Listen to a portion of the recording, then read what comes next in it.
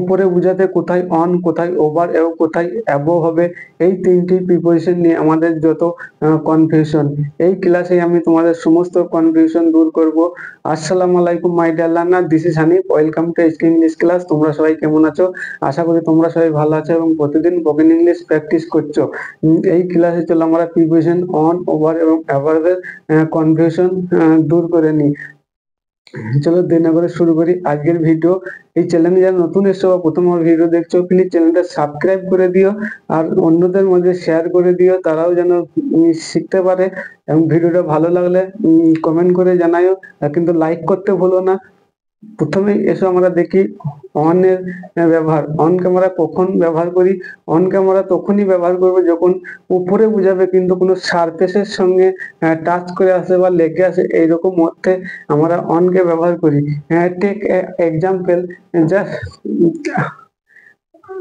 The mobile is on my hand.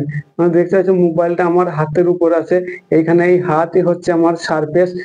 তাহলে মোবাইলটা আমার হাতের উপরে টাচ করেছে, এইরকম স্পর্শ করে যখন থাকবে তখন আমরা অন প্রিপোজিশন ব্যবহার করব।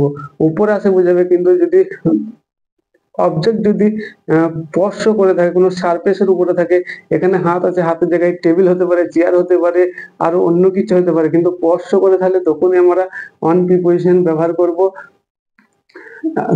তাহলে তোমরা বুঝতে পারলে অন কে আমরা কখন কোন ক্ষেত্রে অন কে ব্যবহার করব। এসো এবার আমরা কিছু এক্সাম্পল দেখে নিই। যেমন দেখো, the book is on the table, মানে বইটা টেবিলের উপরে আছে। তাহলে বুঝতে পারলে বইটা পিকচারে দেখতে পাচ্ছ বইটা টেবিলের উপরে আছে, অর্থাৎ টেবিলের সঙ্গে স্পর্শ করে আছে, টাচ করে আছে সারফেসের সাথে। আরেকটা এক্সাম্পল দেখো, the cat is sitting on the chair, বিড়ালটি চেয়ারের উপরে বসে আছে। তাহলে এক্ষেত্রেও দেখতে পাচ্ছ যে বিড়ালটা চেয়ারের উপরে বসে আছে, কিন্তু চেয়ারের সঙ্গে স্পর্শ করে আছে। আমরা অন তখনই ব্যবহার করব যখন কোনো কিছু স্পর্শ করে আছে, এরকম বোঝাতে। এসো আর কিছু এক্সাম্পল দেখে নি। Computer is on the desk, কম্পিউটারটি ডেস্কের উপরে আছে। The newspaper is on the coffee table, সংবাদপত্রটি কফি টেবিলের উপরে আছে। The key is on the pillow, চাবিটি বালিশের উপরে আছে। The blanket is on the bed, কম্বলটি খাটের উপরে আছে। The monkey is sitting on the roof, বান্দরটি ছাদের উপরে বসে আছে। এবার আমরা দেখব অ্যাবাভ এর ব্যবহার, ওভার এর ব্যবহার। এই ওভারকে আমরা কখন ব্যবহার করব? অনের ব্যবহারে তোমরা দেখেছো যে মোবাইলটা আমার হাতের উপর আছে, কিন্তু হাতে স্পর্শ করে আছে। কিন্তু ওভারের ক্ষেত্রে একটু ডিফারেন্স দেখো। ওভারের ক্ষেত্রে হয় মোবাইলটা উপরে থাকবে, কিন্তু ডাইরেক্ট উপরে থাকবে, কিন্তু স্পর্শ করে থাকবে না, এরকম অর্থে। অথবা কোনো কিছুর উপরে কোনো কিছু গতিশীল অবস্থায় যাবে, গতিতে যাবে, এরকম ক্ষেত্রে আমরা কি ওভারকে ব্যবহার করব।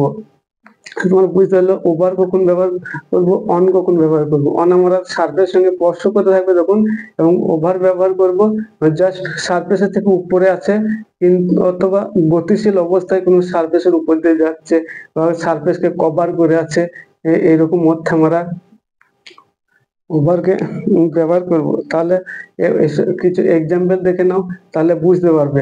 যেমন the bird is flying over the house, পাখিটি বাড়ির উপর দিয়ে উড়ে গেল। আর একটা এক্সাম্পল দেখো, the clouds are over the mountain, মানে মেঘগুলো মেঘগুলো পাহাড়ের উপরে আছে। তাহলে তোমরা বুঝতে পারলে কোন ক্ষেত্রে আমরা এই ওভারকে ব্যবহার করছি উপরে বোঝাতে।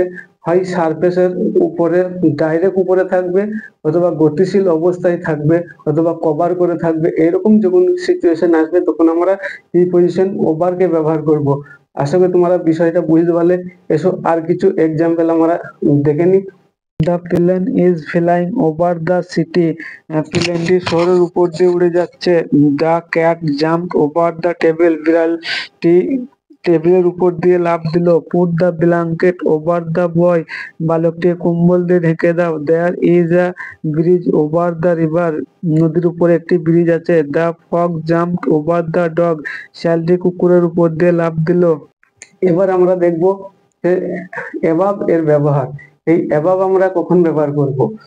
অ্যাবাভ আমরা ব্যবহার করব, যেমন তোমাদেরকে অন এবং অ্যাবাভ এর এক্সাম্পল দেখেছি যে যখন অন ব্যবহার করি তখন কি মোবাইলটা হাতের উপর আছে অর্থাৎ সারফেস সঙ্গে লেগে আছে, কিন্তু যখন অ্যাবাভ ব্যবহার করে ওভার ব্যবহার করেছি তখন কি হয়েছে মোবাইলটা তো উপরে আছে কিন্তু সারফেস থেকে উপরে আছে ডাইরেক্ট উপরে, অথবা তোমাদেরকে বলেছি গতিশীল অবস্থায় থাকবে বা সারফেসটাকে কভার করে ঢেকে থাকবে, এরকম ক্ষেত্রে ওভার ব্যবহার করি। কিন্তু এই অ্যাবভ আমরা কখন ব্যবহার করব, উপরে তো থাকবে কিন্তু ডাইরেক্ট উপরেও না বা টাচ করে থাকবে না, হয় থোড়া ডান দিকে থাকবে নাহলে খানিকটা বাম দিকে থাকবে বা একটু বেশি উপরে থাকবে সারফেস থেকে, এরকম ক্ষেত্রে আমরা কি করেছি কি করবো ওভারকে অ্যাবভকে ব্যবহার করব। তাহলে বুঝতে পারছো, এক্সাম্পল দেখো তাহলে বিষয়টা ক্লিয়ার হয়ে যাবে। যেমন দেখো the kite is flying over the tree, মানে এই পিকচার তোমরা দেখতে পাচ্ছ যে ঘুড়িটা উঠছে কিন্তু গাছের উপরে, কিন্তু গাছ থেকে অনেকটাই উপরে উঠছে, এরকম ক্ষেত্রে আমরা অ্যাবভকে ব্যবহার করেছি। আরেকটা এক্সাম্পল দেখো, just the sun rises over the horizon every morning, মানে দিগন্তে প্রতিদিন সকালে সূর্য ওঠে। এই ক্ষেত্রে যেহেতু দিগন্তে প্রতিদিন সকালে সূর্য ওঠে, দিগন্ত একটা নির্দিষ্ট জায়গায় এইরকম আমরা উপরে অনেকটাই উপরে, তাই আমরা এখানে ওভারকে ব্যবহার করেছি। আশা করি তোমরা বুঝতে পারলে কোথায় অন, কোথায় ওভার এবং কোথায় অ্যাবভ ব্যবহার করবে। এবার আর কিছু এক্সাম্পল দেখে নাও। Fan is moving above my head, ফ্যানটা আমার মাথার উপরে ঘুরছে। The light is above my head, লাইটটা আমার মাথার উপরে আছে। The picture is above the door, ছবিটি দরজার উপরে আছে। The city is 500 metre above the sea level, শহরটি সমুদ্র পৃষ্ঠ থেকে 500 মিটার উপরে আছে। A clock is above the mirror, আয়নাটির উপরে একটি ঘড়ি আছে। তাহলে বিষয়টা ফুল ক্লিয়ার হয়ে যাবে, আর কোনো কনফিউশন থাকবে না। আশা করি এই ভিডিওটা দেখার পর তোমাদের ওভার অন, ওভার, অ্যাবভ কোথায় কোনটা ব্যবহার করবে আর কোনো কনফিউশন থাকবে না। ভিডিওটা যদি ভালো লাগে তাহলে লাইক করতে ভুলো না, আর তোমার বন্ধু রিলেটিভদের মধ্যে শেয়ার করে দিও যারা ইংরেজি শিখছে। আর ভিডিওটা দেখার পর তোমরা চ্যানেলটা সাবস্ক্রাইব করে দিও, তাহলে এরপর যখন আমি ভিডিও আপলোড করবো সর্বপ্রথম নোটিফিকেশন তোমাদের কাছে পৌঁছে যাবে। This is all about today, I will be back another video. Till then take care, keep learning and keep practicing. Thank you for watching this video. Allah Hafiz.